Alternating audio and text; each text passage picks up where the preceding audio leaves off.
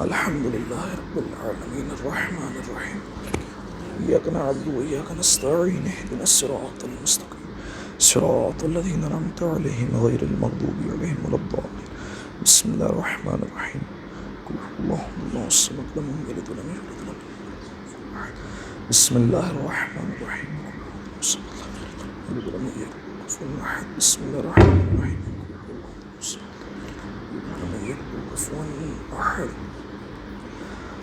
اللهم اغفر للمؤمنين والمؤمنات والمسلمين والمسلمات الأحياء منهم والأموات اللهم تابع بيننا وبينهم بالخيرات إنك مجيب الدعوات إنك على كل شيء قدير برحمتك يا أرحم الراحمين اللهم صل على محمد اعوذ باللہ من الشیطان اللعین الرجیم بسم اللہ الرحمن الرحیم الحمد للہ الذی یخلق ولم یخلق ویرزق ولا یرزق ویطعم ولا یطعم ثم الصلاة والسلام علی عبدک وَنَبِيِّكَ وَصَفِيِّكَ وَرَسُولِكَ وَخِيَرَتِكَ مِنَ الْخَلْقِ أَبِي الْقَاسِمِ محمد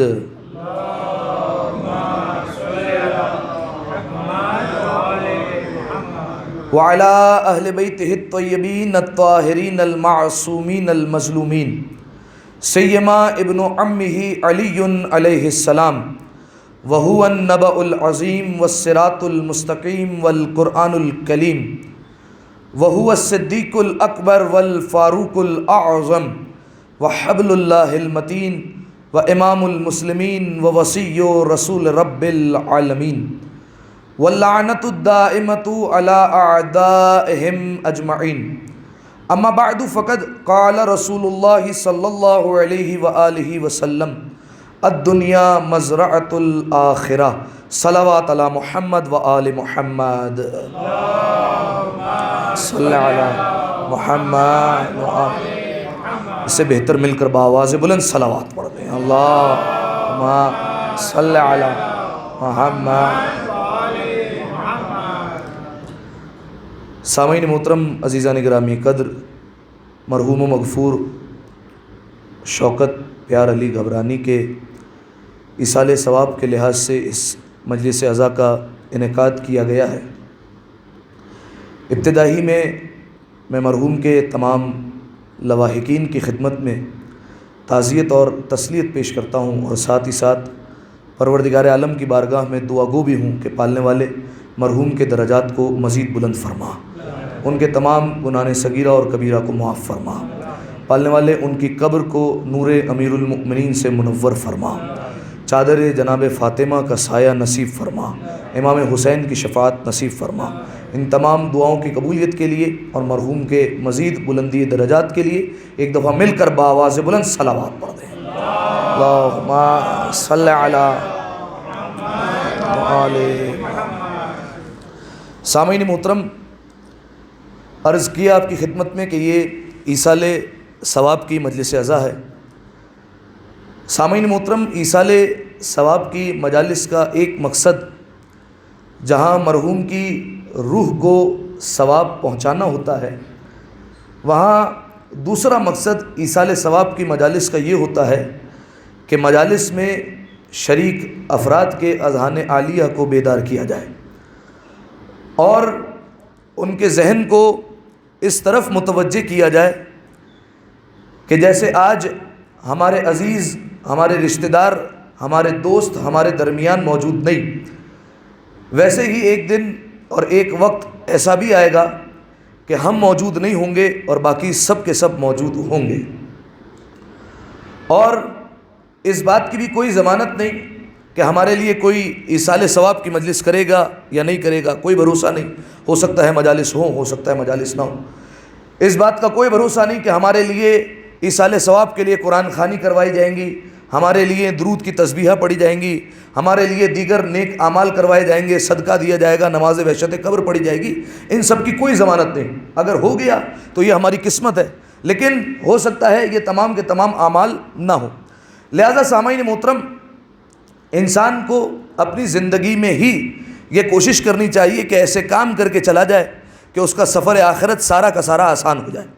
لہذا سامعین محترم، مسلسل آپ کی خدمت عالیہ میں سفر آخرت کے عنوان کے ذیل میں معروضات پیش کیے جا رہے ہیں، اور آج الحمدللہ اس سلسلے کی یہ 10ویں کڑی ہے اور 10ویں گفتگو ہے، اور آپ کے سامنے مختلف معروضات پیش کیے اور آپ کے سامنے یہ پیش کیا گیا کہ اس سفر کا آغاز کہاں سے ہوگا.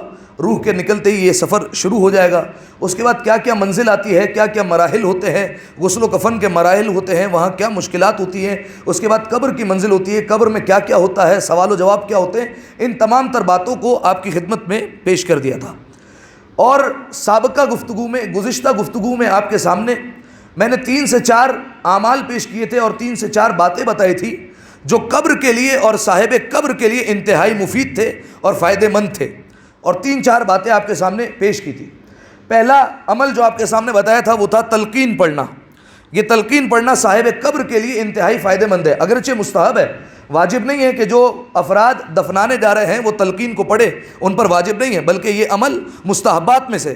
لیکن یہ ایک مستحب عمل صاحب قبر کے لیے انتہائی فائدہ مند ہو سکتا ہے، کیونکہ میں نے آپ کو بتایا تھا کہ تلقین ہوتی کیا ہے کہ صاحب قبر کو جب قبر میں لٹا دیا جائے تو پھر دائیں کاندھے کو دائیں ہاتھ سے اور بائیں کاندھے کو بائیں ہاتھ سے پکڑ کر اسے چند عقیدے بتائے جاتے ہیں کہ دیکھو تمہارا عقیدہ یہ ہے. جب ملک مقرب تمہارے پاس پوچھنے کے لیے آئے تو تمہیں گھبرانے کی ضرورت نہیں، بلکہ یہ جو ہم تمہیں بتا رہے ہیں یہ تم انہیں بھی بتا سکتے ہو. یہ ایک تلقین تھی. اور اس کے بعد دوسری تلقین بھی آپ کے سامنے بتائی تھی کہ جب قبر بند ہو جائے اور سب چلے جائے تو جو سب سے قریبی رشتہ دار ہے، بیٹا ہو یا کوئی وارث ہو، وہ خود پڑھ لے یا کسی کو مقرر کر لے قبر پر بیٹھ کر تلقین پڑھنی اسے. اور جب یہ تلقین پڑھی جاتی ہے تو میں نے آپ کے سامنے روایت عرض کی تھی کہ ہوتا کیا ہے کہ جیسے ہی یہ تلقین ختم ہوتی ہے تو جو فرشتے سوال کرنے کے لیے آتے ہیں وہ یہ کہتے ہوئے واپس چلے جاتے ہیں کہ جب سب بتا دیا گیا ہے تو اب پوچھنے کی ضرورت کیا ہے، حجت تمام کر دی گئی ہے. اور ایک روایت ہمارے سامنے اس طریقے کی موجود ہے. دوسرا عمل جو آپ کے سامنے بتایا تھا جو صاحب قبر کے لیے انتہائی مفید ہے وہ کیا ہے؟ زیارت وارثہ. ٹھیک ہے، کہ جو انسان ابھی زندہ ہے انہیں یہ چاہیے کہ اپنی زندگی میں زیارت وارثہ کی عادت بنا لے. اگر روزانہ نہیں تو کم از کم ہفتے میں ایک دن شب جمعہ مقرر کر لیں کہ ہم زیارت وارثہ پڑھیں گے. اور اگر زیارت وارثہ بھی نہیں پڑھ سکتے تو کم از کم ایک دفعہ امام حسین کو دن میں سلام ضرور کیا کیجیے، چاہے وہ مختصر الفاظ میں ہی کیوں نہ ہو، السلام علیکم یا ابا عبداللہ کے ذریعے سے یا کسی اور الفاظ کے ذریعے سے. تیسرا کام جو آپ کی خدمت میں بتایا تھا وہ کیا تھا؟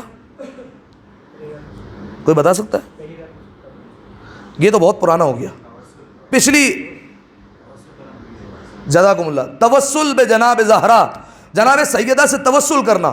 ٹھیک ہے، ہمیں چاہیے کہ ہم جناب زہرا سے متوسل رہیں، کیونکہ روایت کے جملے ہیں کہ جناب زہرا کی اگر محبت دل میں ہے تو سفر آخرت میں نہ جانے کتنی منزلوں پر انسان کو آسانی ہو جائے گی. قبر کی منزل، برزخ کی منزل، انشاءاللہ آپ کے سامنے عرض کروں گا کہ کیسے کیسے آسانیاں ہو جاتی ہیں انسان کے لیے. تو جناب زہرا سے متوسل رہیں، اور جو صاحب قبر کو لے کر جا رہے ہیں ان کی بھی ذمہ داری ہے کہ اس وقت جناب زہرا سے توسل کرتے رہیں، کیونکہ اس وقت جناب زہرا سے اگر توسل کر لیا تو انسان کی تمام تر مشکلات آسان ہو جاتی ہے. صاحب قبر کے لیے بہت ہی زیادہ فائدہ مند ہے.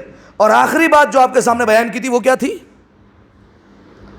کیا بات تھی کہ جو صاحب قبر کے لیے انتہائی مفید تھی؟ ہاں نہیں، صدقہ تو بہت پہلے بتایا میں نے.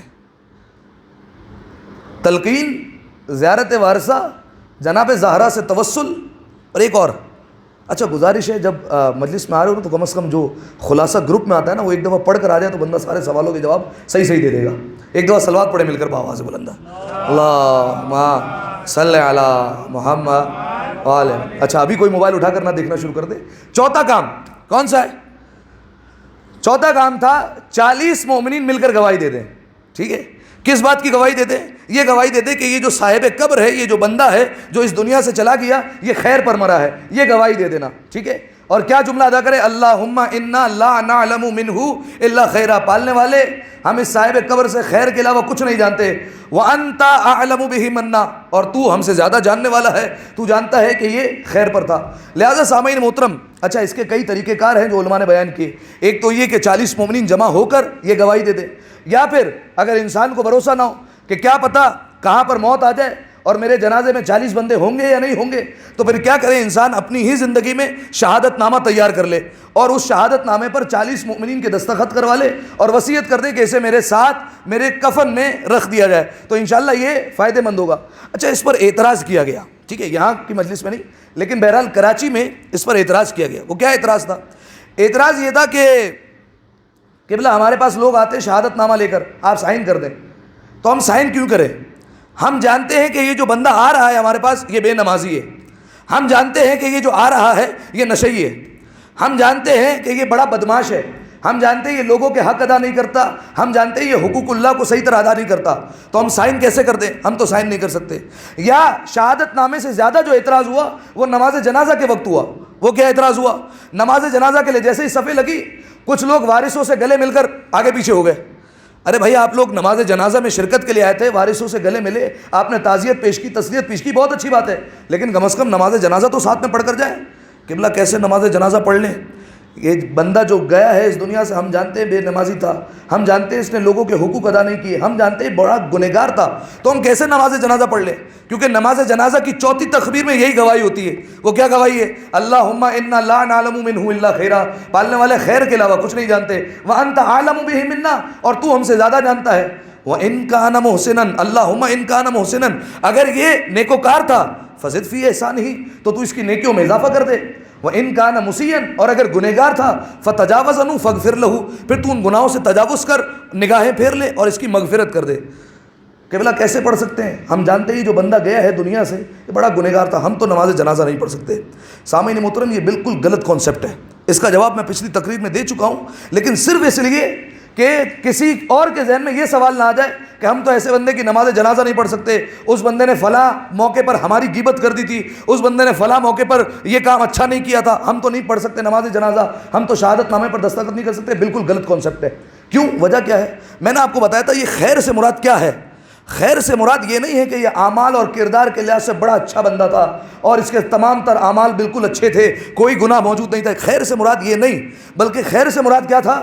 خیر سے مراد محبت اہل بیت تھی، خیر سے مراد ولایت اہل بیت تھی۔ بس یہ گواہی دینی ہے کہ یہ جو بندہ دنیا سے جا رہا ہے یہ ولایت اہل بیت پر جا رہا ہے، یہ محبت اہل بیت پر جا رہا ہے، یہ گواہی تو کم از کم دی جا سکتی ہے، یہ تو انسان دے سکتا ہے۔ دیکھیے مؤمنین میں کئی لوگ ایسے ہوتے ہیں جو گنہگار ہوتے ہیں، اس کا یہ مطلب نہیں ہے کہ آپ ان کی نماز جنازہ چھوڑ کر چلے جائیں گے کہ ہم نماز جنازہ نہیں پڑھ سکتے، یہ بڑا گنہگار بندہ تھا، نہیں، یہاں پر مراد محبت اہل بیت ہے۔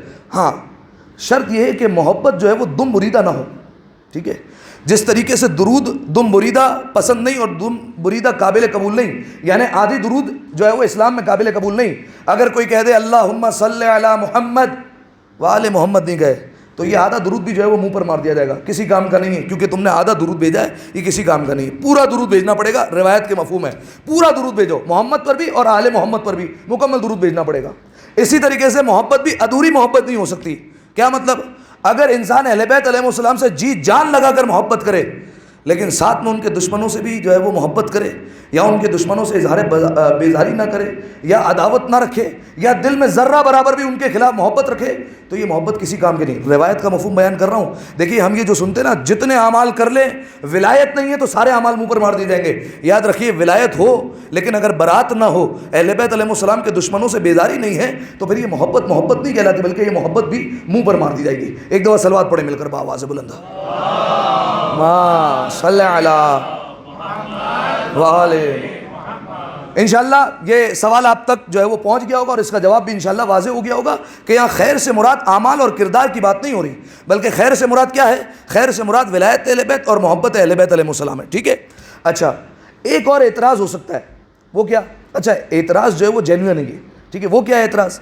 اعتراض یہ کہ بلا چلے 40 مومنین آ گئے ہمارے جنازے میں، بالفرض شرکت کر لی، 40 مومنین نے ہاتھ اٹھا کر کہہ بھی دیا پالنے والے خیر کے علاوہ کچھ نہیں جانتے، گارنٹی کیا ہے کہ ان کی دعائیں قبول ہو رہی ہیں 40 بندوں کی؟ یہ تو ہے اعتراض۔ 40 بندوں کی دعا قبول ہو رہی ہے. یہ جو 40 بندے دعا کر کے جا رہے ہیں, گواہی دے کر جا رہے ہیں, کیا ان کی گواہی بھی قابل قبول ہے؟ ہو سکتا ہے ان میں بھی کوئی ایسا ہو جس کی گواہی پروردگار عالم کے ہاں قابل قبول نہ ہو, پھر کیا کریں گے؟ تو سامعین محترم, اس کا حل بھی ہے اور ایک نیکی بھی ہے. حل کیا ہے؟ حل یہ ہے کہ چلیے ٹھیک ہے, یہ مان لیا جائے کہ اگر 40 مومنین میں سے کوئی ایسا ہو کہ اس کی گواہی نہیں مانی جاتی, لیکن اگر خود زمانے کا امام جنازے میں آ کر گواہی دے دے, اگر وہ آ کر گواہی دے دیں کہ یہ جو بندہ جا رہا ہے یہ خیر پر گیا ہے, وہ کہتے پالنے والے یہ نیکوکار تھا تو نیکیوں میں اضافہ فرما, وہ اگر کہتے پالنے والے گنہگار تھا گناہوں سے تجاوز کر لے اور معاف کر دے, تو پھر کسی کو شک ہے کہ زمانے کے امام کی دعا جو ہے وہ قبول نہ ہو, یا زمانے کے امام کی دعا میں شک کرے, پتہ نہیں ان کی دعا بھی نعوذ باللہ قبول ہوگی یا نہیں ہوگی. ایسا بندہ جو امام کی دعا پہ شک کرے گا تو پھر اس کے شجرے میں شک کیا جائے گا. لہذا سامعین محترم, امام کی دعا پر کبھی بھی شک نہیں کیا جاتا. تو اب ایسا کون سا کام ہے کہ زمانے کے امام جنازے میں آ جائیں, زمانے کے امام یہ دعا کر کے چلے جائیں اور زمانے کے امام کہہ کر چلے جائیں؟ اس کے لیے میں آپ کے سامنے ایک روایت نقل کرتا ہوں. وہ روایت ہے ایک محبہ اہل بیت کی, اہل بیت علیہ السلام کی چاہنے والی, اہل بیت علیہ السلام کی خادمہ, اہل بیت علیہ السلام کی دل سے چاہنے والی تھی, حقیقی محبت رکھتی تھی, معرفت رکھتی تھی. اس بی بی کا نام کیا ہے؟ اس بی بی کا نام تھا بی بی شتیتا. نام سنا ہے آپ لوگوں نے؟ بی بی شتیتا. پروردگار عالم ہم سب کو مشہد مقدس کی زیارت نصیب فرمائے.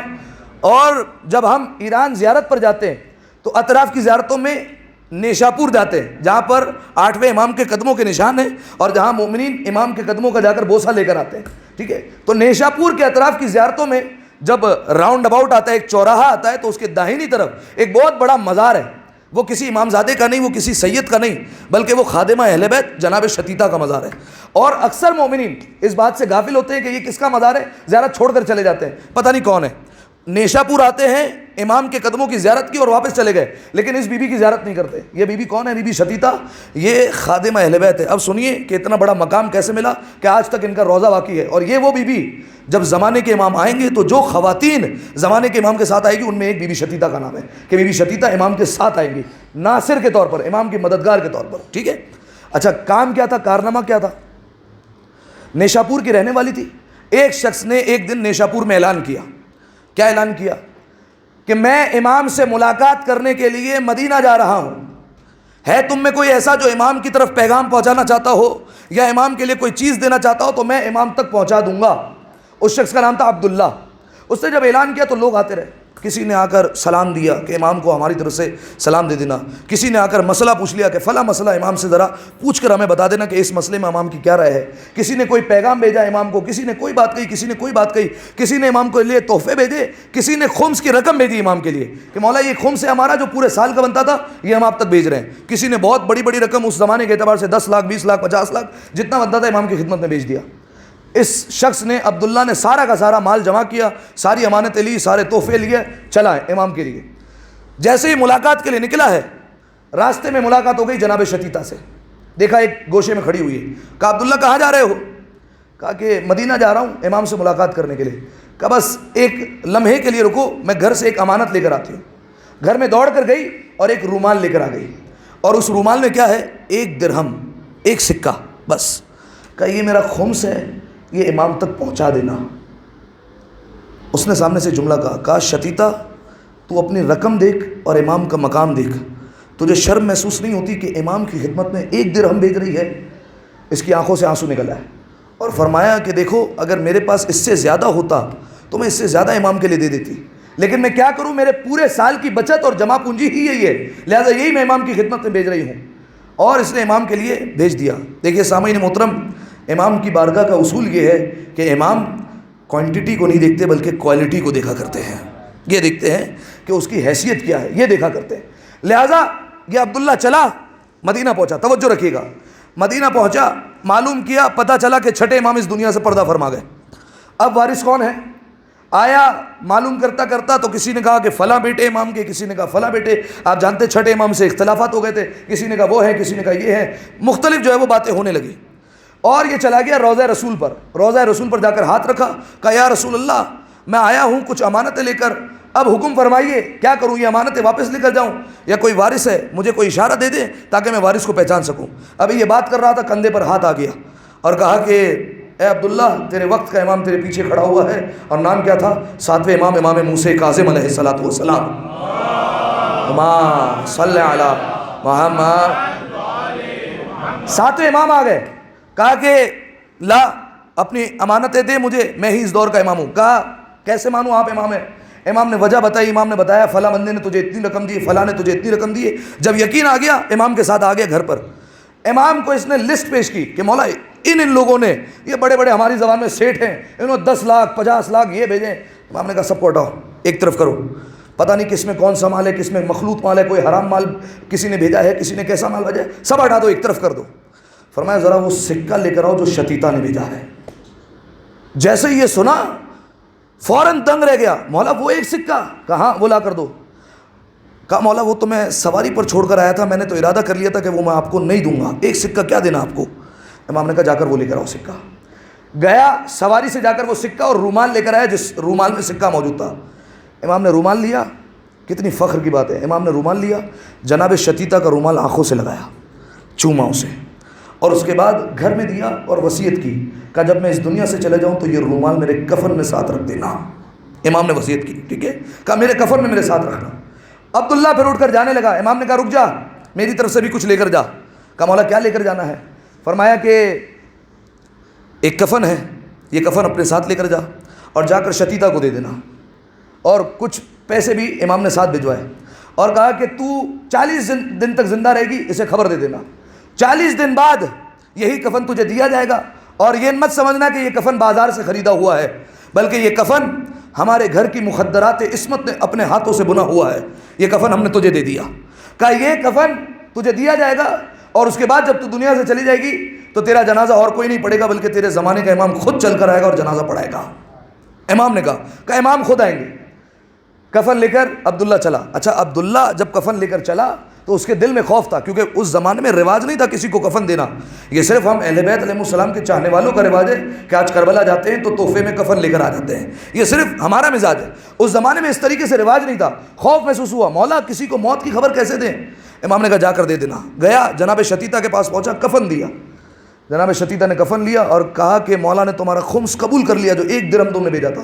فوراً سجدہ شکر میں الحمدللہ رب العالمین، کفن کو سینے سے لگایا، آنکھوں سے لگایا، اسے چوما، اور اس کے بعد کہا کہ میں جانتی تھی میرا مولا میرا خمس قبول کر لے گا۔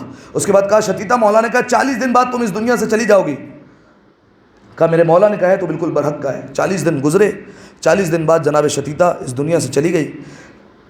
لوگوں نے کفن دیا اور تمام تر اہتمام کیے۔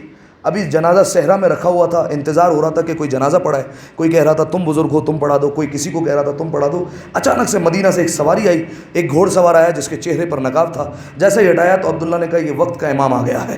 امام آئے، امام نے جنازہ پڑھایا، جنازہ پڑھا کر جیسے ہی جانے لگے امام سے پوچھا مولا آپ یہاں سے گزر رہے تھے اور جنازہ پڑھانے آ گئے؟ امام نے کہا نہیں گزر نہیں رہا تھا بلکہ خاص شتیتا کے لیے آیا تھا جنازہ پڑھانے کے لیے۔ اور ایک اور جملہ کہا اس کے بعد، اگر دیکھیں یہاں تک جملہ ہوتا تو ہمارے کام کا کیا تھا اس میں؟ امام نے ایک اور جملہ کہہ دیا، فرمایا یاد رکھنا ہمارے چاہنے والوں کو پیغام پہنچا دو، جو ہمارا خمس ہمارا حق باقاعدگی سے ادا کرتا ہے ہم اس کا جنازہ خود آ کر پڑھاتے ہیں۔ ایک دفعہ صلوات پڑھے مل کر بآواز بلند ماں صلی علی محمد۔ اب تو کوئی شک نہیں کہ 40 مومنین اگر گواہی دے دے تو کیسے قبول ہوگی؟ جب زمانے کا امام آ جائے تو پھر انہوں نے گواہی دے دی تو پھر کیا مسئلہ ہے؟ کیا قبر، کیا برزخ، کیا صراط کی منزلیں، کوئی مشکل ہی نہیں ہے اگر زمانے کے امام نے جنازے میں آ کر کہہ دیا، بشرط یہ کہ امام کا حق پابندی سے ادا کی جائے۔ بہت سے ہمارے مومنین ہوتے ہیں زندگی بھر خمس ہی نہیں نکالا، اہل بیت علیہ السلام کے دشمنوں پر تبرہ کر رہے ہیں، انہوں نے حق کھا لیا، ٹھیک ہے کیجئے تبرہ، ہم آپ کو ان سے ملا نہیں رہے، لیکن جو ہے وہ جب آپ تبرہ کر رہے ہیں تو آپ یہ کہہ رہے ہیں کہ انہوں نے حق کھایا تھا، آپ بھی ایک طریقے سے حق غصب کر رہے ہیں اہل بیت علیہ السلام کا، خمس کھا رہے ہیں۔ خمس جو ہے وہ نکالنا واجب ہے، اگر کسی کی مال کی بچت ہوتی ہے ان پر نکالنا واجب ہے، اگر کوئی نہیں نکالتا تو اس نے گویا جناب سیدہ کا حق نہیں دیا۔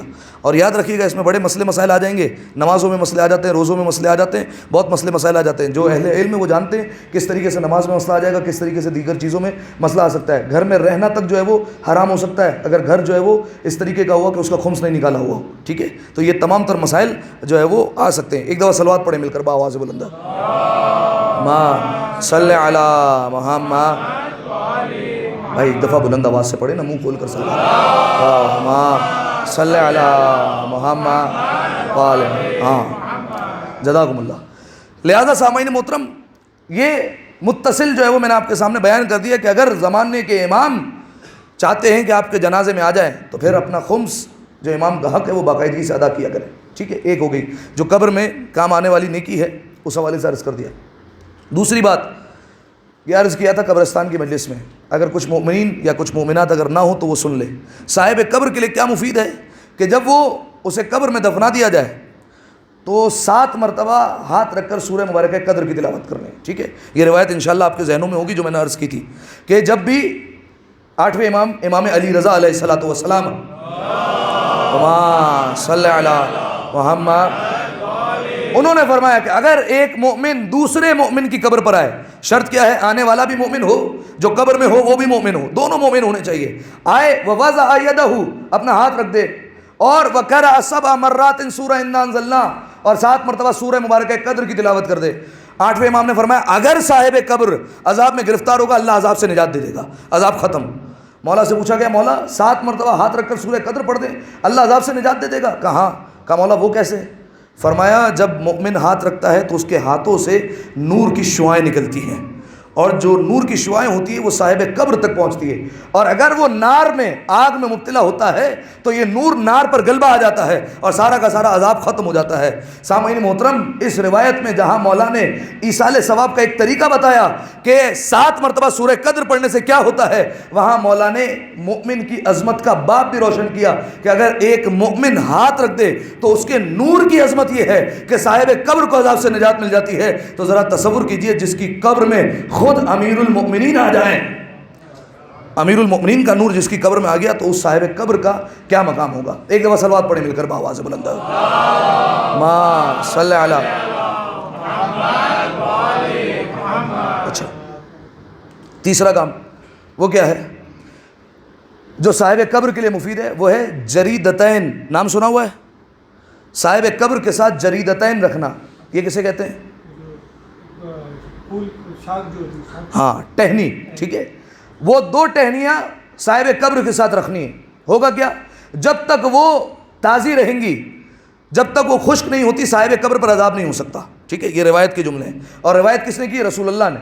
جابر ابن عبداللہ انصاری رسول اللہ کے ساتھ ساتھ تھے، ایک قبرستان سے گزر ہوئے، رسول اللہ رک گئے۔ دیکھیے ہماری آنکھوں میں رسول کی آنکھوں میں فرق ہے، ہماری آنکھیں صرف جو ہے وہ سرسری دیکھتی ہیں، رسول کی نگاہیں زمین کی پاتال تلک، آسمان سے عرش تلک سب کچھ دیکھ لیتی ہے۔ لہذا رسول اللہ قبر کے پاس رک گئے۔ جابر نے کہا یا رسول اللہ کیوں رک گئے؟ کہا اس پر عذاب ہو رہا ہے۔ کہا یا رسول اللہ کیسا عذاب ہے؟ اب رسول اللہ نے بڑی تفصیل بتائی کیسا عذاب ہو رہا ہے، میں آپ کے سامنے بیان نہیں کر رہا، مجھے ڈرانے کا بھی کوئی ارادہ نہیں ہے فی الحال، انشاءاللہ جو ہے وہ آنے والی مجالس میں آپ کے سامنے بیان فرماؤں گا، لیکن بس اتنا سن لیجیے کہ اس کا گناہ کیا تھا اور اس نے کیا تھا۔ کہا یا رسول اللہ اس کا گناہ کیا تھا؟ رسول اللہ نے فرمایا یہ ادھر کی بات ادھر، ادھر کی بات ادھر، ادھر کی بات ادھر، یعنی دوسرے الفاظ میں چغل خوری اور غیبت۔ اور یاد رکھیے روایتوں میں آیا ہوا ہے قبر میں جو سب سے زیادہ انسان پھنسے گا نا وہ غیبت کی وجہ سے پھنسے گا، سب سے زیادہ۔ انسان کو ہوش بھی نہیں ہوتا ہے کہ اس نے غیبت کر دی ہے، ٹھیک ہے، کسی کے بارے میں کچھ جملہ کہہ دیا، پتہ بھی نہیں یار یہ غیبت میں شمار ہو سکتا ہے لیکن کہہ دیا۔ رسول اللہ نے کہا یہ غیبت کی وجہ سے عذاب ہو رہا ہے۔ اور جانتے ہیں غیبت کا عذاب کیا ہے؟ میں آپ کے سامنے مکمل عذاب نہیں پیش کر رہا لیکن صرف ایک حکایت پیش کرتا ہوں۔ 5ویں یا 6ٹھی صدی کا یہ واقعہ علماء نے اسے بیان کیا کہ ایک بھائی، اس کی بہن کا انتقال ہو گیا، جس بہن کی عمر 16-17 سال تھی۔ اس نے اپنے ہاتھوں سے اپنی بہن کو دفن کیا اور گھر آیا، گھر آ کر آرام کرنے کی گھر سے لیٹا، ایک دفعہ رات میں گھبرا کر اٹھ گیا۔ اسے اچانک سے یاد آیا کہ کسی مومن نے، کسی بندے نے میرے پاس ایک امانت رکھوائی ہوئی تھی، توجہ ہے نا آپ کی، ایک امانت رکھوائی ہوئی تھی، وہ لوٹانی تھی۔ ڈھونڈنے لگا پورے گھر میں، رقم نہیں مل رہی کہ وہ امانت گئی تو گئی کہاں۔ اسے خیال آیا کہ دراصل میں اپنی بہن کو جب قبر میں اتارنے کے لیے اترا تھا پیروں کی طرف سے تو شاید باہر نکلتے ہوئے وہیں گر گئی تھی اور وہیں رہ گئی ہے۔ کہا کہ رقم تو بہت بڑی تھی، کیسے چھوڑوں، اور وہ شخص مجھے چھوڑے گا نہیں جس کی رقم ہے۔ رات کے وقت چلا قبرستان گیا کس ارادے سے کہ قبر کشائی کرے گا، قبر کھولے گا اور رقم لے کر واپس باہر آ جائے گا۔ اب دیکھیے بعض چیزیں ایسی ہوتی ہیں جو اللہ کی طرف سے عبرت کا نشان ہوتی ہے، بعض چیزیں ایسی ہوتی ہیں جو اللہ کی طرف سے ہدایت کا باعث بنتی ہے۔ اس نے اٹھایا وہ بیلچہ اور بیلچے سے جو ہے وہ کھودنا شروع کیا۔ ابھی تھوڑی ہی قبر کھودی تھی کہ اچانک سے ایک آگ کا فوارہ نکلا اور یہ دور جا کر گرا، اور آگ کا فوارہ جب منہ پر لگا تو پورا اس کا چہرہ جل گیا۔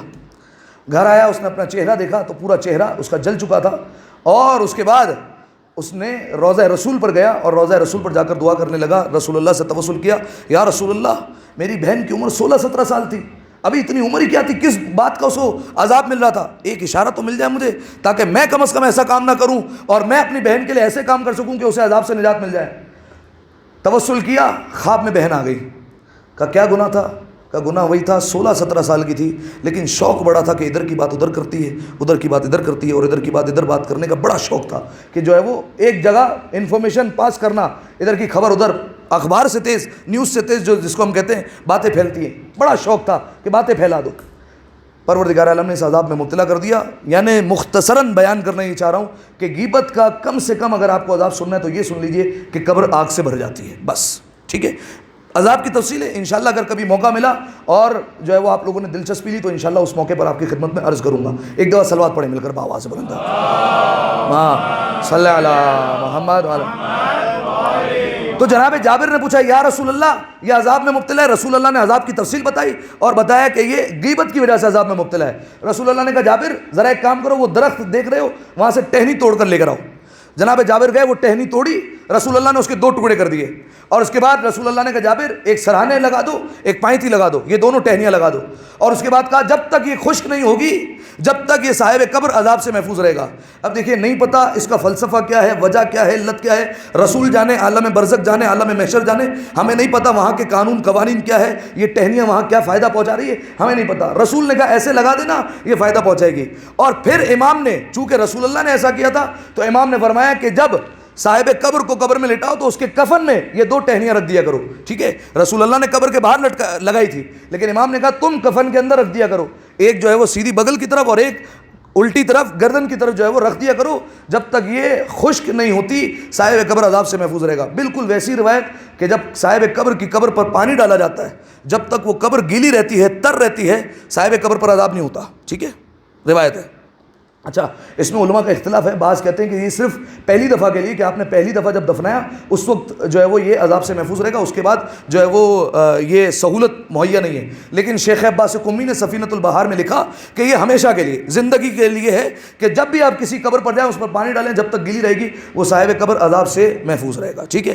یہ چند باتیں میں نے آپ کے سامنے پیش کی۔ آخری بات سن لیجیے، اور وہ آخری بات میں نے آپ کے سامنے پیش کیا، زمانے کے امام جنازے میں کب آتے، آخری نیکی سن لیجئے کہ جس کی وجہ سے انسان جناب فاطمہ کا مہمان بن جاتا ہے، ٹھیک ہے۔ اب کوئی تصور کر سکتا ہے کہ جو جناب فاطمہ کا مہمان ہو اس پر عذاب ہو یا اس کی پکڑ ہو؟ ایسا نہیں ہو سکتا، جو جناب فاطمہ کا مہمان ہو۔ اچھا یہ نیکی براہ راست تعلق رکھتی ہے خواتین سے، لیکن اس میں جو ہے وہ ظاہر مردوں کا بھی عمل دخل ہے، اس لیے میں آپ کے سامنے بیان کر رہا ہوں، اور وہ کیا ہے جو آپ کے سامنے آپ کو یاد ہو، زیارت وارثہ کا میں نے آپ کے سامنے پچھلی تقریر میں واقعہ پیش کیا تھا، 2 غدیری بھائیوں کا، ٹھیک ہے، کہ 2 غدیری بھائی تھے اور 40 قبروں سے عذاب ہٹ گیا تھا۔ بالکل سیم روایت ہے اور سیم حکایت ہے، ٹھیک ہے۔ دوبارہ جو ہے وہ مکمل تکرار نہیں کرنا ہے، بس سرسری طور پر سن لیجئے۔ 2 غدیری بھائی جنہوں نے غدیر کے دن سیگا اخوت پڑھا بھائی بھائی ہونے کا، اور وعدہ کیا کہ جب کوئی مرے گا تو ہم دوسرے کے خواب میں آ کے بتائیں گے کہ اس کا کیا عالم ہوا۔ نتیجہ کیا ہوا، جب ایک پہلے مر گیا تو دوسرے کے خواب میں آ گیا اور پوچھا کہ کیا عالم تھا، کہا کہ ابھی تو جو ہے وہ میں مطمئن ہوں اور ابھی تو جنت کے باغات میں ہوں، ابھی حوروں کے ساتھ موجود ہوں، لیکن پہلے جو ہے وہ بڑا مسئلہ ہوا۔ کہا کیوں مسئلہ ہوا؟ کہا نماز کی وجہ سے۔ کہا کیا مطلب؟ کہا میں گواہی دیتا ہوں تم نمازی تھے، میں گواہی دیتا ہوں میں نے تمہیں خود دیکھا ہے تم مولا کے حرم میں روزانہ جا کر نماز پڑھتے تھے۔ کہا میں نے بھی گواہی دی تھی، میں نے بھی قبر میں یہی بات کہی تھی کہ میں جو ہے وہ نماز مولا کے حرم میں پڑھتا تھا، بعض گھر میں پڑھتا تھا، میں نے گواہی دی تھی، لیکن میری گواہی کو جھٹلا دیا گیا اور کہا تیری سب نمازیں باطل ہیں۔ کہا کیوں؟ کہ وجہ یہ ہے کہ جس گھر میں رہ رہا تھا، کہ وہ گھر ہمارے ابا کا تھا، کہ جب ہمارے ابا اس دنیا سے چلے گئے تو اب یہ میراث ہو گیا، اور میراث جو ہے وہ تمام تر بھائی بہنوں میں تقسیم ہوتا ہے، لہذا یہ میرا بھی حق تھا اور میری بہن کا بھی حق تھا، لہذا کیونکہ اب دیکھیے یہ مجھے نہیں پتا آپ لوگوں کے علاقوں میں کیا ہوتا ہے، لیکن پاکستان کے خصوصاً پنجاب میں تو یہ رواج ہے کہ اگر جو ہے وہ کوئی چلا گیا تو میراث بہنوں کو نہیں دی جاتی، بھائی بہنیں تو اپنی گھر کی ہو گئی، اب ان کو کیا دینا ہے، اب ان کا کیا تعلق ہے، پنجاب میں خاص طور سے یہ بہنوں کو کیوں دینا، یہ بھائیوں کا حصہ ہوتا ہے، اس طریقے سے بہنوں کا حق ضائع کر دیا جاتا ہے، یہ جائز نہیں ہے۔ لہذا کہا کہ میں نے بھی اسی طریقے سے کیا، جو رواج تھا کہ بہن کو نہیں دیا، بہن اپنے گھر میں خوش تھی، میں نے جو ہے وہ اس گھر کو اپنے پاس رکھا، اس گھر میں نمازیں پڑھتا تھا۔ اب جب اس گھر میں نماز پڑھ رہا ہے تو نماز قبول ہے؟ نہیں ہوگا کیونکہ غصبی کہلائے گا، بہن کو حق نہیں دیا، اللہ یہ کہ بہن راضی ہو جاتی، لیکن اب بہن راضی نہیں تھی اور میراث جو ہے وہ ادا نہیں کی تھی، لہٰذا جتنی گھر میں نمازیں پڑھی ساری باطل۔ اچھا تو جو مولا کے حرم میں نمازیں پڑھی تھی وہ کیوں باطل؟ کا جب نکلتا تھا تو گھر سے وضو کر کے نکلتا تھا، ٹھیک ہے، کیوں ارادہ یہ ہوتا تھا؟ کیونکہ نماز کے لیے اگر وضو کر کے گھر سے نکلے تو ایک ایک قدم یہ صدقے میں شمار ہوتا ہے، لہذا گھر سے وضو کر کے نکلتا تھا تاکہ یہ قدم جو ہے وہ ثواب میں شمار ہوتے جائے۔ کہا لیکن جب گھر سے پانی استعمال کرتا تھا تو جو کنواں تھا وہ بھی غصبی، اس پر بھی بہن کا حق تھا، تو جب پانی سے وضو کیا تو وضو باطل، وضو باطل، نماز باطل، نماز باطل، تو آج یہ حال تھا کہ میں قبر میں عذاب میں گرفتار ہو گیا۔ کہا تو پھر اس مقام پر کیسے پہنچے؟ جنت میں آ گئے، جنت کے باغ میں ہو؟ کہا وہ اس لیے ہوا، کہا کہ وہی بالکل سیم روایت زیارت وارثہ والی، آپ ریلیٹ کریں گے اس کو۔ کہا میں عذاب میں گرفتار تھا، ایک مؤمنہ کو دفنایا گیا، کہا ہم نے دیکھا قبرستان میں ایک نور کی سواری اتری، اور نور کی سواری اتر کر اس خاتون کی قبر کے پاس آئی، اور اس خاتون کی قبر کا جو بھی نام تھا اس صاحبہ کا نام لیا اور کہا اٹھو، تم جناب فاطمہ کی مہمان ہو، فاطمہ نے تمہیں اپنے پاس بلایا ہے اور تمہیں اپنا مہمان بنائیں گی، چلو ہمارے ساتھ۔ اس صاحبہ کو لیا، ساتھ جانے لگے، جیسے ہی جانے لگے تو اعلان کرتے ہوئے گئے، کہا اس صاحبہ کی قبر کے ارد گرد جو 40 قبریں تھیں، دائیں بائیں آگے پیچھے، کہا سب سے عذاب ہٹا دو، کیونکہ جناب سیدہ کا حکم ہے سب سے عذاب ہٹا دیا جائے، سب سے عذاب ہٹا دیا۔ اب اس نے پوچھا خواب میں، کہا اس کی نیکی کیا تھی، یہ کون تھی، کوئی نبی کی بیٹی تھی، کسی وسیع کی بیٹی تھی؟ کہا نہیں ایسا کچھ نہیں ہے۔ کہا کوئی ایسی نیکی تھی؟ کہا ایک بات مجھے پتہ ہے، مکمل بات نہیں پتہ۔ کہا وہ کیا؟ کہا شوہر سے جھگڑا ہوتا تھا۔ خواب ختم ہو گیا، خواب سے اٹھا تو ذہن پریشان، دماغ پریشان، عقل حیران، بھائی شوہر سے لڑنا، شوہر سے جھگڑنا، شوہر کی مذمت کرنا، شوہر سے بد اخلاقی کرنا، یہ تو جو ہے وہ برائی میں شمار کیا۔ اہل بیت علیہ السلام نے اس کی بڑی مذمت میں روایتیں، یہ کیا بیان کر دیا؟ قبرستان پہنچا، قبرستان جا کر پہنچا، یہ عورت کا وارث کون ہے؟ بتایا کہ فلاں محلے میں رہتا ہے، فلاں محلے میں گیا، معلوم کیا فوراً گھر میں گیا۔ اچھا دیکھیے ہم میں سے اگر کوئی جا کر اس طریقے سے کہے تو بعید نہیں کہ وہ گھر والا مارنے لگ جائے، ٹھیک ہے، جا کر معلوم کیا، کہا آپ کی زوجہ اس دنیا سے چلے گئی، بڑا افسوس ہوا، آپ کی زوجہ آپ سے جھگڑا کیوں کرتی تھی؟ پہلا سوال کیا۔ اس نے کہا بندہ خدا ابھی میری زوجہ دنیا سے گئی ہے، تمہیں جھگڑا کرنے کی پڑی ہوئی ہے کہ جھگڑا کیوں کرتی تھی؟ کہا کہ پورا ماجرا سنا دیا، ایسا ایسا خواب دیکھا ہے، رونے لگا۔ کہا بات کیا ہے؟ کہا 20 سال 15-20 سال جو بھی ہو گئے شادی کو، بڑا خوش تھے ہم، اور تمام تر باتیں جو میں کہتا تھا میری زوجہ مانتی تھی، کوئی ایک ایسی بات نہیں میری زوجہ نے نہیں مانی سوائے ایک بات کے۔ کہا وہ کون سی بات ہے؟ کہا حجاب کا معاملہ، پردہ۔ کہا کیوں؟ کہا وجہ یہ ہے کہ میں پردے کا اتنا خیال نہیں رکھتا تھا، جو آج کل جو ہے وہ کچھ لوگوں کے ذہنوں پر بھی یہ بھوت سوار ہے کہ پردہ وردہ کیا ہے، پردہ تو آنکھوں کا ہوتا ہے، پردہ دل میں ہوتا ہے، یہ ظاہری پردہ کیا ہے۔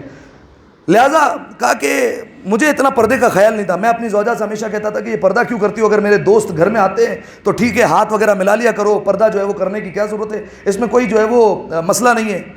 کہا وہ یہ بات میری اس نے کبھی نہیں مانی 20 سال تک۔ دیکھیے یاد رکھیے قانون ہے، واجب کی آپ مخالفت نہیں کر سکتے، چاہے شوہر حکم دے یا والدین حکم دے، واجب کی مخالفت نہیں ہو سکتی۔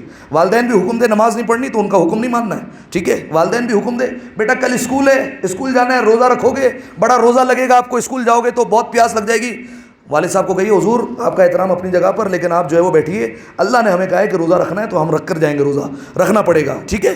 تو واجب کی مخالفت کبھی بھی نہیں ہو سکتی۔ لہذا اس شوہر نے کہا میں 20 سال تک یہی کہتا رہا، ایک بات پر ہم دونوں کا جھگڑا ہوتا تھا حجاب پر، اور جب جھگڑا ختم ہوتا تھا تو ایک بھی بات پر ہوتا تھا، میری زوجہ یہی جملہ کہتی تھی کہ میں تجھے خوش کرنے کے لیے فاطمہ کو ناراض نہیں کر سکتی۔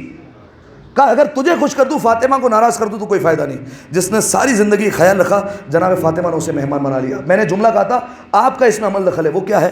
وہ یہ ہے کہ دیکھیے روایت کے جملے نیکی کرنے والا اور نیکی کروانے والا، یہ دونوں جو ہے وہ دونوں ثواب میں شامل ہو جاتے ہیں۔ اگر خدا نہ خواستہ کسی گھر کی خاتون بے پردگی میں ملوث ہے تو آپ لوگوں کی ذمہ داری ہے، باپ کی، بھائی کی، بیٹے کی، کہ اپنی والدہ سے، زوجہ سے، اماں سے جو ہے وہ کہے اور پیار محبت سے سمجھائے کہ پردہ جو ہے وہ لازم ہے، اور جس طریقے سے امر بالمعروف ہو سکے کیا جائے۔ کہ جناب زینب پر جب روتے ہیں تو جناب زینب پر رونے کا مقصد یہ ہے، رو رہے ہیں ٹھیک ہے اچھی بات ہے، ان آنسوؤں کا ثواب ملے گا، اچھا دیکھیے یہ بھی بیماری ہے، آپ پردہ نہیں کرتے جناب زینب پر رونے کا کوئی فائدہ نہیں، بالکل گھٹیا جملہ ہے، کوئی ایسا نہیں ہے، ٹھیک ہے، جناب زینب پر رونے کا ثواب الگ ہے، بے پردگی کا گناہ الگ ہے، دونوں چیزوں کا آپس میں مت ملایا کریں۔ آپ رات بھر ماتم کر رہے تھے، نماز نہیں پڑھی، آپ کے ماتم کا فائدہ نہیں ہے، حضور غلط جملہ ہے، ماتم کا ثواب ملے گا، نماز کا الگ گناہ ملے گا جو نماز نہیں پڑھی، ٹھیک ہے، تو ان دونوں چیزوں کو آپس میں نہیں ملایا کریں۔ لہذا اس طریقے سے امر بالمعروف کیا جائے کہ جناب سیدہ بھی کرتی تھی، جناب زینب بھی پردہ کرتی تھی، تو شاید جو ہے وہ انسان کا دل نرم ہو جائے اور پردہ شروع کر دیں، ٹھیک ہے۔ بعض خواتین ایسی ہوتی ہیں جن کے دو خدا ہوتے ہیں، دو خدا ہونے سے مراد کیا ہے؟ مسجد اور امام برگاہ کا ایک خدا ہے اور مال اور بازار کا ایک خدا ہے. مسجد اور امام برگاہ میں آئیں گے بالکل پردہ, اور جدھر جو ہے وہ بازار میں گئے بالکل پردہ ختم. یہ آپ کو زیادہ دیکھنے ملے گا. ایران چلے جائیے, اب بالکل بے حیائی جو ہے وہ اب تھوڑی بہت بڑھ چکی ہے وہاں پر. مشہد میں آپ جائیے, بی بی معصومہ کم کے روزے پر جائیے, آپ کو کچھ خواتین نادان ہیں جن کو ہدایت نہیں ہے وہ ایسا کرتی ہیں. تمام کی بات نہیں کر رہا میں. کیا کرتے ہیں, حرم سے جیسے ہی باہر ہیں, اب خادم اندر تو جانے نہیں دیں گے بے پردہ, لہذا فوراً بیگ سے چادر نکالی, چادر پہن لی, پردہ کر لیا, اندر گئے, حرم میں زیارت کی, زیارت کر کے واپس آئے, چادر اٹھائی, دوبارہ بیگ میں ڈال دیا. یعنی کیا مطلب؟ اندر کا خدا الگ ہے, باہر کا خدا الگ ہے. دو جو ہے وہ انہوں نے ڈیوائڈ کر دیا. اس طریقے کا جو ہے وہ یہ سلسلہ نہیں. خدا ایک ہے, امام ایک ہے, شہزادی ایک ہے, انہوں نے حکم دیا ہے, ویسا کرنا پڑے گا. ایک دفعہ صلوات پڑھے مل کر بابا سے بلند.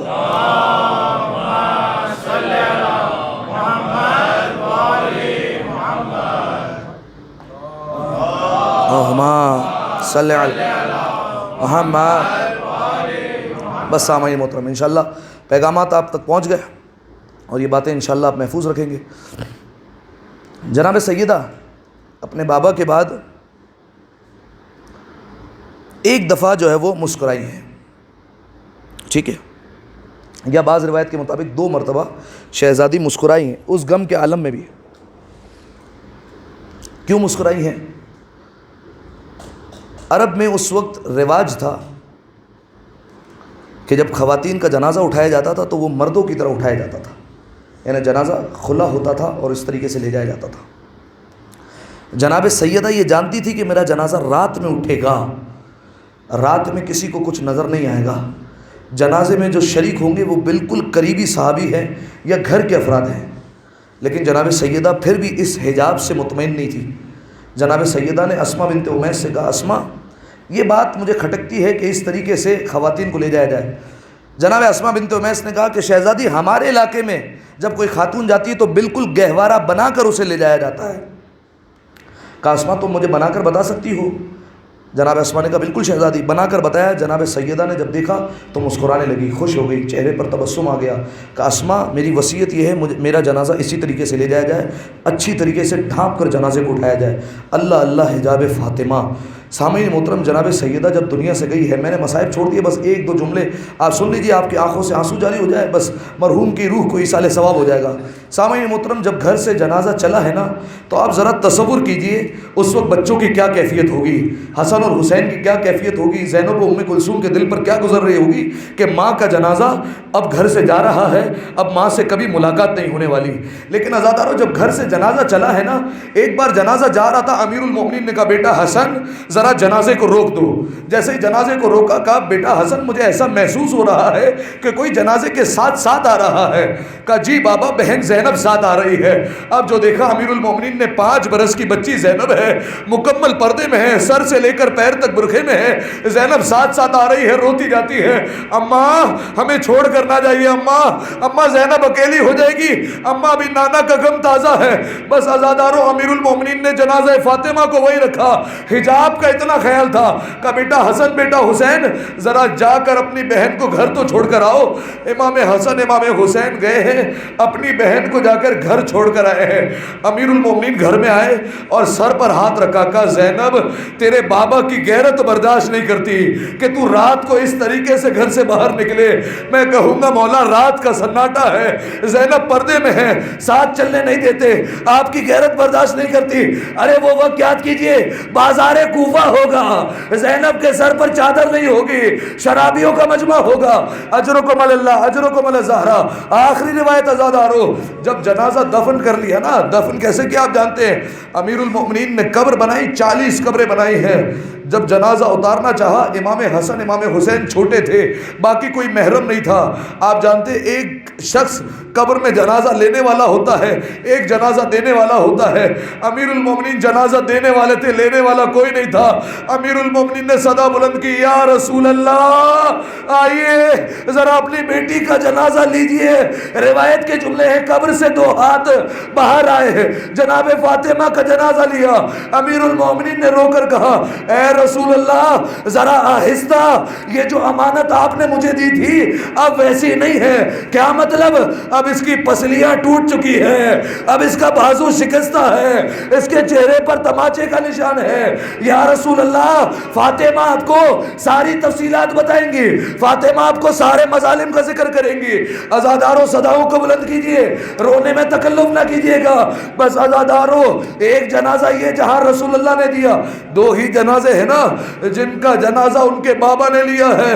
ایک رسول اللہ نے اپنی بیٹی فاطمہ کا لیا، اور ایک زندان شام میں جب سید سجاد نے سکینہ کا جنازہ اٹھایا تو رو کر کا بابا 72 کے لاشیں اٹھا لیے، بابا بابا آئیے بیٹی کا لاشا لیجئے۔ قبر سے 2 ہاتھ برآمد ہوئے، سکینہ کا جنازہ لیا۔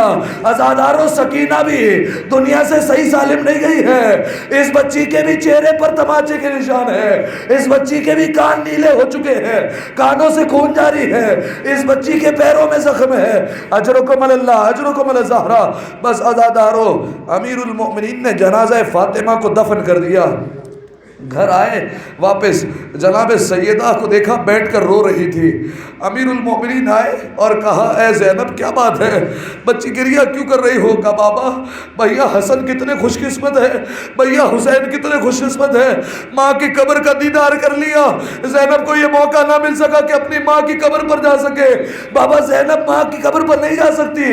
امیر المؤمنین نے کہا زینب لے جاؤں گا، ذرا رات ہونے دو، ابھی فجر کا وقت ہے، لوگ گھروں سے نکلیں گے نماز کے لیے، تمہارا بابا برداشت نہیں کر سکتا کہ لوگوں کی نگاہیں تم پر جائے۔ حالانکہ زینب پردے میں تھی، لیکن عزاداروں رات کا سناٹا ہوا، جب رات چھا گئی اب یہ گھر سے قافلہ نکلا ہے۔ قافلہ کیسے چلا ہے؟ آگے آگے علی مرتضیٰ، پشت پر قافلے کی حسین، درمیان میں زینب، ایک پہلو پر حسن ہے، گئے ہیں قبرستان میں ماں کی قبر پر زیارت کے لیے۔ عزاداروں امیر المؤمنین نے دیکھا امام حسن اور امام حسین گئے اور جا کر اپنے آپ کو قبر پر گرا دیا اور رو رو کر کہنے لگے اماں کیا بتائیں آپ کے بغیر پہلا دن کیسے گزرا ہے؟ اماں گھر میں بڑا سناٹا تھا، اماں آپ کے بغیر گھر میں جی نہیں لگتا تھا۔ دونوں بچے فریاد کر رہے تھے، ابھی زینب چاہتی تھی قبر پر جائے، علی نے بازو پکڑ لیا اور کہا بیٹا حسن وہ جو قبر پر چراغ جل رہا ہے وہ ذرا بجھا دو۔ میں کہوں گا مولا کیوں؟ مولا نے کہا ایسا نہ ہو کوئی راہ چلتا مسافر یہاں سے گزر جائے اور نگاہ زینب پر پڑ جائے، کہا چراغ بجھا دو۔ یہ چراغ کون سا ہے؟ یہ چراغ وہی چراغ ہے جسے شام کے وقت حسین روتے روتے آئے تھے اور جلا کر چلے گئے تھے ماں کی قبر پر۔ بس عزاداروں رات کی تاریکی میں جناب زینب آئی ماں کی قبر پر بیان کرنے لگی، میں کہوں گا مولا رات کا سناٹا ہے، بھائی ساتھ ہے، زینب پردے میں ہے، آپ کی غیرت برداشت نہیں کرتی، ہائے بازار کوفہ و شام زینب بے مکنا و چادر ہے۔ بس عزاداروں ایک روایت سن لیں، روایت کے جملے جب یہ قافلہ کوفے کے باہر پہنچا ہے نا، بیویوں کو بٹھا دیا گیا۔ عمر سعد کو بڑی جلدی تھی کہ ابن زیاد کے دربار میں لے جایا جائے، لیکن ابن زیاد کا قاصد آیا، جانتے کیا کہا؟ ابن زیاد کے قاصد نے کہا ابھی بیویوں کو باہر بٹھاؤ، ابھی کوفے کو سجایا جا رہا ہے اور لوگوں کو چھتوں پر بلایا جا رہا ہے تاکہ وہ علی و فاطمہ کی بیٹیوں کا تماشا دیکھ سکے۔ بس عزاداروں ایک مرتبہ یہ قافلے کو لے جایا گیا۔ آپ جانتے کوفے کے 7 دروازے تھے، ایک دروازہ وہ تھا جس سے امیر المومنین اپنی بیٹی زینب کو لے جاتے تھے۔ کس وقت جب رات ہوتی تھی کوئی چراغ روشن نہیں ہوتا تھا، جب زینب کو لے جاتے تھے جناب زینب نے کہا اے شمر مجھے اس دروازے سے مت لے جانا، باقی جس دروازے سے لے جاتا ہے لے جا۔ شمر نے ایسا جملہ کہا کلیجہ پھٹ جاتا ہے۔ شمر نے کہا زینب اب تک خود کو شہزادی سمجھتی ہو، ہماری قیدی ہو، جیسے چاہیں گے لے جائیں گے۔ اسی دروازے سے گزارا گیا، زینب کو بابا یاد آیا، نجف کا رخ کیا، بابا بابا اسی دروازے سے آپ مکمل پردے کے ساتھ زینب کو لے جاتے تھے۔ آج کیا وقت آ گیا، زینب کے سر پر چادر نہیں ہے۔ بس عزادارو جناب سکینہ کہاں ہے؟ جناب زینب کی گود میں ہے۔ قافلہ آگے بڑھا، جناب سکینہ نے، آخری روایت ہے اگر رو سکے تو گریے کو بلند کر لیجیے گا، جناب سکینہ نے کہا پھوپھی اماں کیا سکینہ کو یہاں پر بھی کوئی پانی نہیں پلائے گا؟ عزادارو یہ جملہ جیسے ہی کانوں میں آیا نا، ایک مومنہ خاتون نے سن لیا جس کا نام ام حبیبہ تھا، گھر گئی، ایک ٹھنڈے پانی کا کوزہ لیا، دوڑ کر آئے، کہا سکینہ بچی یہ لو پانی پی لو۔ سکینہ نے کوزہ ہاتھ میں لیا، پانی پینا چاہتی تھی، کہا بس پانی پی کر میری 2 دعائیں کر دینا۔ بنی ہاشم کی بچی تھی نا، کوزہ رکھ دیا، کہا پہلے دعائیں بتا۔ کہا میری پہلی دعا یہ ہے جیسے تو یتیم ہوئی ہے خدا میرے بچوں کو ایسے یتیم نہ کرے۔ سکینہ نے ننھے ننھے ہاتھوں کو اٹھایا، کہا بار الہ جیسے میں یتیمہ ہوئی ویسے اس کے بچوں کو یتیم نہ کرنا۔ جناب زینب نے کہا تیری دوسری دعا کیا ہے؟ کہا دوسری دعا یہ ہے کہ بوڑھی ہو چکی ہوں، سن رسیدہ ہو چکی ہوں، کوئی خواہش نہیں ہے، لیکن بس مرنے سے پہلے ایک بار مدینہ جانا چاہتی ہوں۔ مدینہ کا نام آیا، زینب کا دل تڑپنے لگا، کہا مدینہ جا کر کیا کرے گی؟ کہا مدینہ میں میرا مولا علی رہتا ہے، میری آقا زادی فاطمہ رہتی ہے۔ زینب نے کہا لیکن وہ تو چلے گئے۔ کہا تو کیا ہوا، ان کا بیٹا حسین تو ہے، ان کی بیٹی زینب تو ہے۔ اپنا نام سنا، زینب نے کہا ام حبیبہ زینب کو دیکھے گی پہچان جائے گی۔ کہا بی بی کیسی باتیں کرتی ہو؟ زینب نے مجھے پردہ سکھایا، زینب نے مجھے قرآن پڑھنا سکھایا۔ بس عزادارو جناب زینب نے چہرے سے بالوں کو ہٹایا، ام حبیبہ ذرا پہچان تیری زینب ہوں۔ ام حبیبہ زمین پر بیٹھ گئی، کہا بی بی شرابی کا دربار، ہاتھوں میں پتھر، شرابی مجمع، باغیوں کے نعرے، اتنا سب ہو گیا، بی بی اتنا بتا دو عباس کہاں چلا گیا؟ عباس کہاں چلا گیا؟ زینب کی چادر کا محافظ چلا گیا۔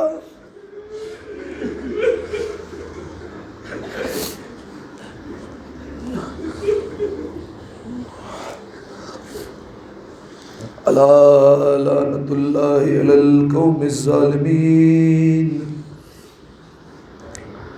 سيعلم الذين ظلموا أي منقلب ينقلبون۔ دعا ہے پروردگار عالم سے، پروردگارہ ہماری اس عبادت کو اپنی بارگاہ میں قبول فرما، ہمارے تمام گناہ صغیر اور کبیرہ کو معاف فرما، پالنے والے اس مجلس کا ثواب مرحوم کی روح کو ایصال فرما، اس مجلس کا ثواب ہمارے تمام مرحومین کی روح کو ایصال فرما، پالنے والے ہمارے مرحومین کے گناہوں کو معاف فرما، ان کی قبر کو نور امیر المؤمنین سے منور فرما، امام حسین کی شفاعت نصیب فرما، ان کے درجات کو مزید بلند فرما، جنت البقیع کی تعمیر کے اسباب جلد از جلد مہیا فرما، تمام مقامات مقدسہ کی حفاظت فرما، تمام مقامات مقدسہ کی زیارت نصیب فرما، زمانے کے امام کے ظہور میں تعجیل فرما، ہمیں ان کے آوان و انصار میں شمار فرما، ماتم حسین۔